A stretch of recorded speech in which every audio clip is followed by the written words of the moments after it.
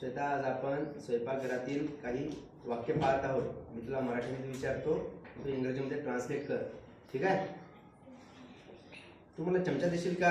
Can you pass me the spoon? मीठ कुठे आहे? Where is the salt?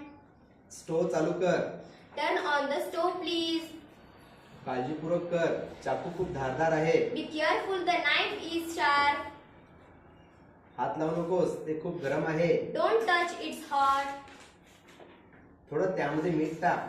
Add a pinch of salt. कांदे व्यवस्थित कापून घे. Chop the onions finely. उकळलं की गॅस बंद कर. Turn off the gas when it start boiling. स्वयंपाकाच्या अगोदर हात व्यवस्थित धुवून घे. Always wash your hands before cooking. फरशीवर पाणी पडलं असेल तर पुसून घे. Wipe the floor if there is water on it.